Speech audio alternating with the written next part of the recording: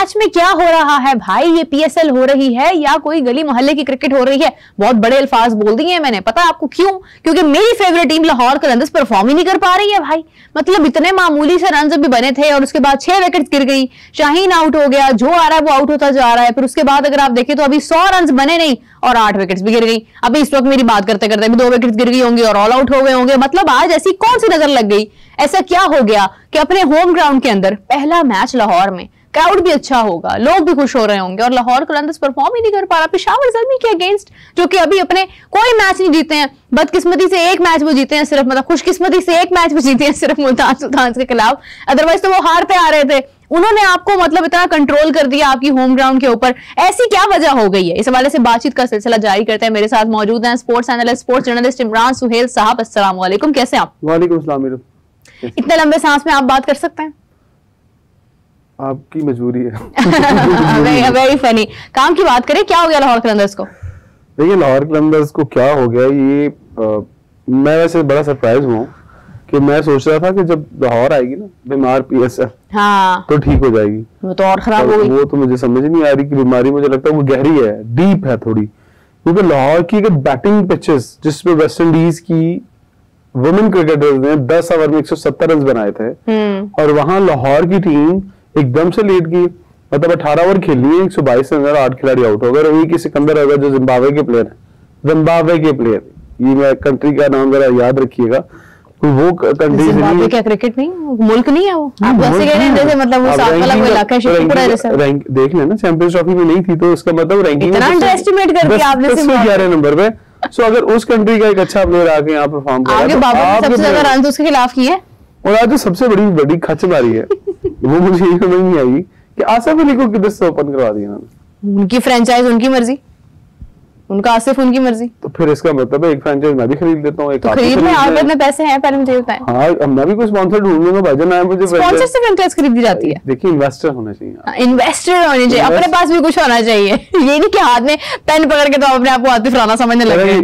समा माशाल्लाह बहुत बड़ा प्लेटफॉर्म है, यही फ्रेंचाइज खरीद सकता है ना?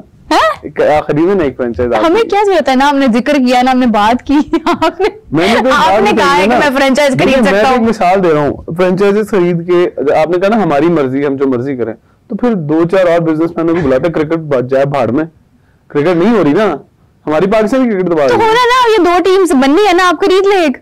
मैं तो कहता हूँ वो कहते हैं विराट कोहली से सीख लें, इस उम्र में भी। इस उम्र में क्या मतलब, वो 50-60 साल का हो गया, 12-14 साल तो क्रिकेट खेलते हुए हो गए ना उनको, तो तजुर्बा। अब भी वो देखें, आज भी 70 किए, 44 बॉल, तो वो मुसलसल कर रहा है, विराट भी कर रहा है, रोहित भी कर रहा है। रोहित ने कल के मैच में भी 70 किया, फिर आउट हो गया जल्दी। मतलब हम यही सोचेंगे कि यार 4 मैच बाद 150, वो फखर फॉर्म में आ गया, बाबर ने 10 मैच में 50 किया, और बैटिंग देखी है बाबर की, क्या फॉर्म में वापस आया, अगले 4 मैच 0। ऐसी क्रिकेट का क्या करना है, कहाँ लेके जाना है ऐसी क्रिकेट को? कोई म्यूजियम बन रहा है हमारा क्रिकेट के लिए? इतनी तनकीद अच्छी नहीं होती है। इसी टीम को अब जो है ना वो अपना सब कुछ समझना शुरू कर दें। इंडिया और पाकिस्तानी क्रिकेट खत्म हो गई है, अब यही है हमारे पास। देखिए जो आपने इशारा जिस तरफ किया है ना, हाँ, वैसे मुझे शर्म आती है ये बात करते हुए कि हम हमेशा से भारत के जो क्रिकेटिंग स्किल्स थी उसकी तारीफ करते थे। आज मुझे ये सोचते हुए शर्म, यार हम क्यों करते थे? क्यों? क्योंकि अगर वो ऐसा करेंगे, बायकॉट करेंगे क्रिकेट का, तो फिर हमें सबसे पहले करना चाहिए बैठ के। देखिए मेरी जाती ख्वाहिश है कि आज पाकिस्तान क्रिकेट बोर्ड के चेयरमैन साहब को प्रेस कॉन्फ्रेंस करें और कहें जी हम, जैसे वो हमारे साथ बाइकआउट की धमकी, वो तो पहले कह चुके थे कि हमारी टीम में हमें खेलने नहीं चाहिए, हमें बाइकआउट कर देना चाहिए, भाई भारत के साथ हम नहीं खेलेंगे, ले लो 2 पॉइंट जो तुसी लेना है। अच्छा, तो उन्होंने कहा है, तो हमें ये ख्याल आना है कि हमने नहीं खेलनी है? नहीं, हमें, और उन्होंने जो कहा है सबके सामने, इतने अरसे से पाकिस्तान हौसला कर रहा था ना, बर्दाश्त कर रहा था, बुरी बातें भी सुननी, साजिशें भी देखनी, पाकिस्तान की क्रिकेट को दबा करने के लिए जो कर रहे हैं भारतीय, वो भी देखा हमने।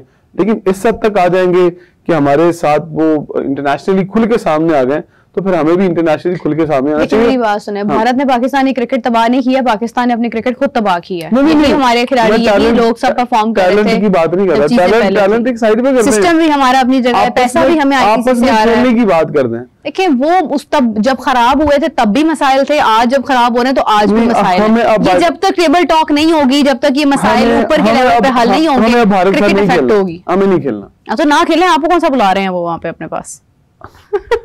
अपने पास नहीं बुला रहे, उन्हें तकलीफ हो रही है कि बाहर जाके खेलना पड़ जाना है और बहाने ढूंढ रहे हैं। किसको?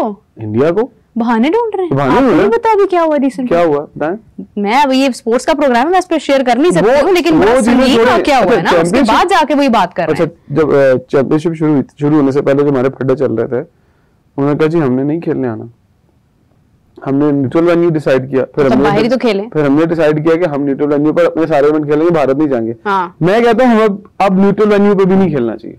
तो अब उनके कहने की बात कह रहे हैं ना आप, ये ना कौन सी अना है जो किसी की अना देकर जागे। आप कभी खुश होंगे हम पाकिस्तान की क्रिकेट के फायदे की बात करें? आप हमेशा साइड ले लेती हैं भारतीय क्रिकेट। मैंने साइड नहीं ली है, मैं तो ये कह रही हूँ भाई हक सच की बात करें। देखिए हम आपके साथ रहे हमेशा, जब आपने इंडियन अच्छी क्रिकेट की बात की है, हम लोग ही आपके साथ खड़े हो गए। विराट कोहली की तारीफ आपने की, मैंने की है, लेकिन जहाँ आएगी हमारे मुल्क की इज्जत की बात, अब वहाँ हम क्रिकेट क्या, हम सब कुछ छोड़ने की। तो मुल्क की इज्जत के लिए आपने फिर विराट कोहली के रन क्यों बताए? एक प्लेयर के रन बताया ना, एक प्लेयर के रन बताए। मैंने इंडिया का ही है ना, तो इंडिया का प्लेयर है ना, मैं किसी टीम की बात फिलहाल ना। आपके ब्रॉडकास्टर्स भी इंडिया के हैं और निकाले उन्हें बाहर यहाँ से। हाँ, बाहर नहीं गए, क्रिकेट किसे दिखानी है? बहुत है, हम ले आएंगे बाहर। हाँ, पैसा लगा देंगे ना।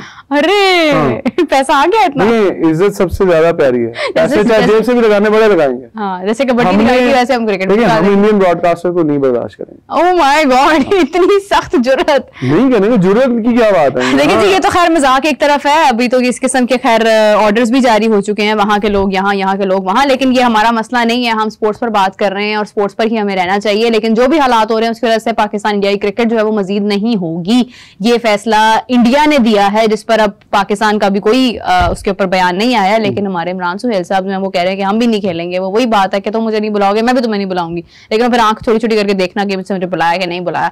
तो मतलब वो पाकिस्तान इसी तरह से हमेशा करता आया है और हमारा दिल ऐसा नहीं है कि हम लोग किसी से भी कोई भी ताल्लुक खत्म करें। हम तो हमेशा से ही जो है वो बस कोशिश में रहते हैं कि किसी तरह से चीजें बेहतर हों।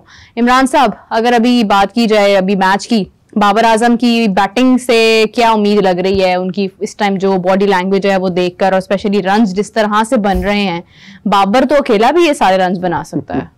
देखिए, आपने सवाल किया, मुझे हंसी आ रही थी कि 120 रन में बाबर कितने रन कर लेगा? 50 कर लेगा। फिर मैं ये कहूंगा 4 मैचों के बाद 50 कर लिए तो की कर ले।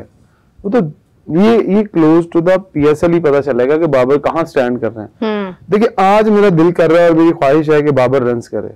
बहुत तनकीद कर दी और बहुत सारे लोग कहते हैं कि यार जरा हाथ हौला रखो। मैं कहता चले हाथ हौला रख लेते हैं, लेकिन बाबर को भी तो कुछ सोचना चाहिए। चले आप ना ज्यादा बॉल कम बॉल खेलें, आप ज्यादा बॉल्स पे रन कर लें क्योंकि टारगेट छोटा है। आप अपनी बारी तो लगाएं, देखिए तो सही आपने क्या करना है, किस तरह से करना है। मुझे सचिन तेंदुलकर की वो बात अच्छी तरह याद आ रही है कि वो फिर आपने इंडिया के प्लेयर की मिसाल दे दी। प्लेयर की मिसाल दे रहा हूँ ना, क्यों दी आपने? इसलिए कि जो प्लेयर इन स्विंग पे हल्के थे, सचिन तेंदुलकर का भी यही मसला था। वो